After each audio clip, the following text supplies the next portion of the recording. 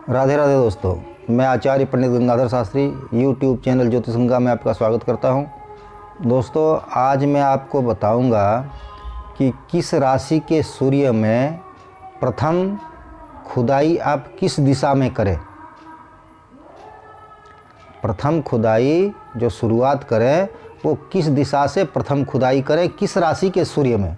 और इसमें मैं आपको अंग्रेजी महीने के विषय में भी बताऊंगा कि किस राशि के सूर्य में कहाँ करें और किस महीना में, अंग्रेजी महीना क्या हो। क्योंकि देखिए, सब कोई हिंदी महीने को नहीं जानते। हालांकि सूर्य की राशि हिंदी महीने से होता है, सूर्य किस राशि पर रहते हैं वो हिंदी महीना से गणना किया जाता है उसका, लेकिन सब कोई जानते नहीं हैं हिंदी महीने को। इसलिए मैं आपको अंग्रेजी महीना भी बता दूंगा कि जहाँ से जहाँ तक मैं बताऊंगा, जिस राशि से जिस राशि तक बताऊंगा कि किस दिशा में आपको खुदाई करनी है, तो उस राशि तक का मैं आपको अंग्रेजी महीना भी बताऊंगा। और उसमें से आपको जिस दिशा में मैं बताऊंगा, जिस राशि के सूर्य में, उसी कोण में, कॉर्नर में खुदाई किया जाता है। प्रथम 4 दिशाएं होती हैं, 4 विदिशाएं होती हैं, 8 दिशाएं हैं। आकाश और पाताल लेकर 10 होता है, लेकिन 8 की ही गणना की जाती है पृथ्वी पर, पृथ्वीलोक में। तो 8 की गणना में से 4 दिशा और 4 विदिशा मैं पहले भी बनाया हुआ हूँ, वीडियो बताया हुआ हूँ, और फिर मैं आज बता देता हूँ, आपको स्पष्ट कर देता हूँ, तो आप ठीक से समझ जाएंगे। तो 4 दिशाएं क्या क्या हैं? पूरब, पश्चिम, उत्तर और दक्षिण। ये हो गई 4 दिशाएं। और 4 विदिशाएं क्या हैं?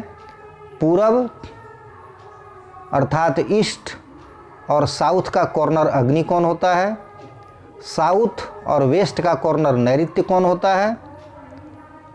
और वेस्ट और नॉर्थ का कॉर्नर जो है वह वायव्य कोण होता है। और ईस्ट और नॉर्थ का कॉर्नर ईशान कोण होता है। तो ये 4 दिशाएं हैं और 4 विदिशाएं हैं, ईस्ट, वेस्ट, नॉर्थ और साउथ। और इसी का जो कॉर्नर होता है, 2 दिशा मिलकर जो कॉर्नर होता है, वही उसकी विदिशाएं हैं। तो दोस्तों, अगर आप मेरे चैनल पर नए हैं तो इसे सब्सक्राइब अवश्य करें, शेयर करें अपने मित्रों को, बेल आइकॉन को अवश्य टच करें, जिससे जो भी मैं नया वीडियो इसमें डालूंगा उसका नोटिफिकेशन आपको सर्वप्रथम मिल जाए। तो लोग थोड़ा संशय में रहते हैं, और मुझको कई बार लोगों ने कॉल करके भी पूछा, कमेंट से भी पूछा और व्हाट्सएप पर भी पूछा कि अभी मैं किस दिशा में प्रथम खुदाई करूं। तो उसके विषय में मैं एक वीडियो डाल देता हूं, जिसे देखकर आप लोग सब कोई समझें और अपना शुभ गृहारंभ का जो है वह कैसे आपके लिए शुभ हो, यह समझकर और वैसा काम आप करें, वैसी खुदाई करें। तो दोस्तों देखिए, सबसे पहले सिंह से लेकर तुला राशि तक के सूर्य जब रहते हों, सिंह, कन्या, तुला, 3 राशि के सूर्य, 3 राशि के जब सूर्य रहते हों, तो उस समय नाग का मुंह होता है ईशान कोण में, और नाग के कोख में खोदा जाता है। नाग के मुख में भी नहीं हो और पूंछ में भी नहीं हो। नाग 3 विदिशा में फैला हुआ रहता है, 3 दिशा में उसकी स्थिति रहती है, 3 विदिशा में। जैसे ईशान कोण में मुंह है, तो और नाग जो है वह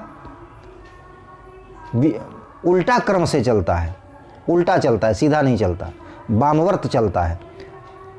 तो अगर ईशान कोण में नाग का मुंह है तो उसका कोख रहेगा अग्नि कोण में और पूंछ रहेगा नैऋत्य कोण में, तो उसका कोख में खुदाई होता है। तो उसके लिए आपको 3 राशि के जब सूर्य हों, सिंह से, सिंहादि गणेत गृह निर्माण में सिंह से गिना जाता है, और देवालय के लिए मीन राशि से गिना जाता है, और पोखरा आदि खोदने के लिए मकर राशि से गिना जाता है, और वेदी आदि का निर्माण में वृष राशि से गिना जाता है। तो गृह निर्माण है, इसलिए सिंह राशि से गणना होगी। तो गृह निर्माण में आप खुदाई जो करें, प्रथम खुदाई सिंह से लेकर तुला तक के सूर्य में, सिंह, कन्या, तुला, और ये कब पड़ेगा वो भी बता देता हूँ मैं आपको।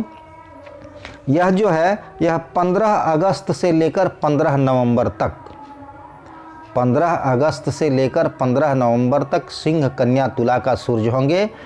इस समय आप अगर भूमि पूजन करते हैं तो प्रथम खुदाई आपको अग्निकोण में करनी है।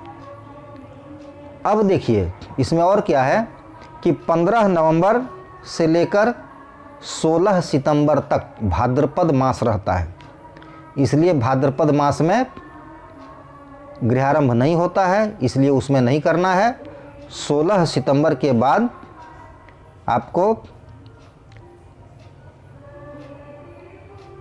कन्या और तुला के जब सूर्य हों, सिंह को छोड़कर कन्या और तुला के जब सूर्य हों, तो आप उस समय आप जो है सो अग्निकोण में प्रथम खुदाई करें। उसके बाद दूसरा है सूर्य 12 राशि, एक वर्ष में 12 राशि में सूर्य भ्रमण करते हैं और 4 भी दिशाएं हैं, 3-3 राशि एक एक दिशा में नाग का मुंह रहता है।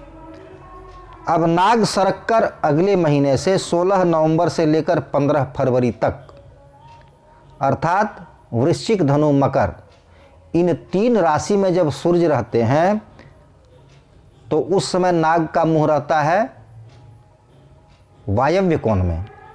तो उस समय खुदाई आप उसके कोख में करें, ईशान कोण में खुदाई करना है। प्रथम खुदाई ईशान कोण में करना है।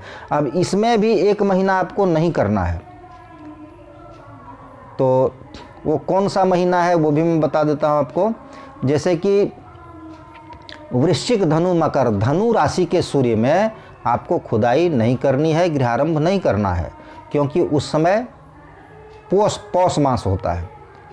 तो ये जो है 16 नवंबर से लेकर 15 फरवरी तक का 1 महीना छोड़कर वो कब है, 16 दिसंबर से 14 जनवरी तक, 16 दिसंबर से 14 जनवरी तक धनु के सूर्य रहते हैं, उसमें गृहारंभ नहीं करना है। 2 महीना करना है आपको वृश्चिक और मकर के सूर्य में, अर्थात अगहन मास में और माघ मास में। अगहन और माघ में सूर्य वृश्चिक, हिंदी महीना हुआ अगहन वृश्चिक, और मकर हुआ माघ, हिंदी महीना।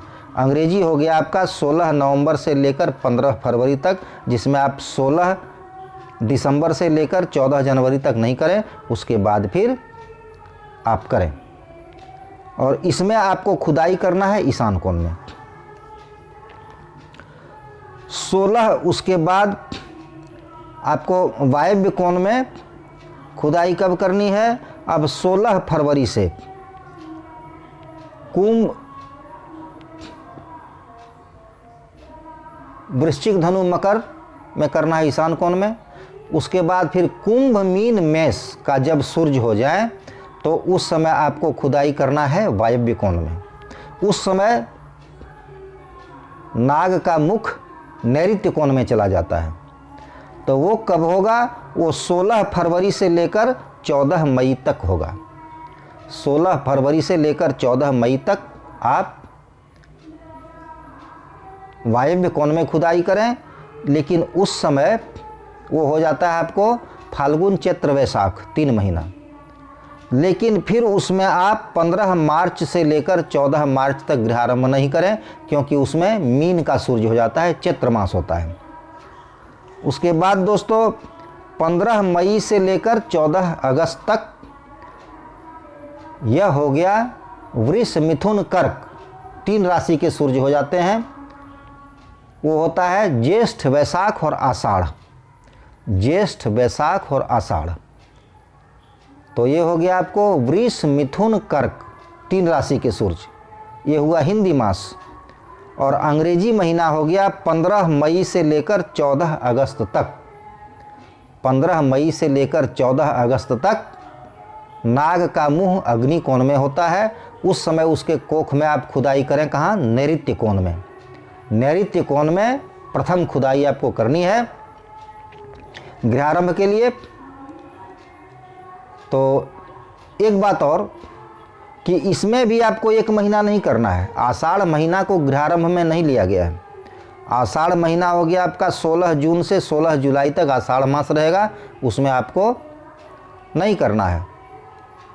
तो दोस्तों इसमें एक बात और है, जैसे नैऋत्य कोण में आप जब प्रथम खुदाई करें तो पहले तो नैऋत्य कोण में खोदें अवश्य, लेकिन विधान कर दें, सिर्फ थोड़ा सा गड्ढा कर दें, 1 फीट भर गड्ढा करें। उसके बाद फिर आप ईशान कोण में पूरी खुदाई कर लें, गड्ढा पूरा कर लें, उसके बाद फिर नैऋत्य कोण में खोदें।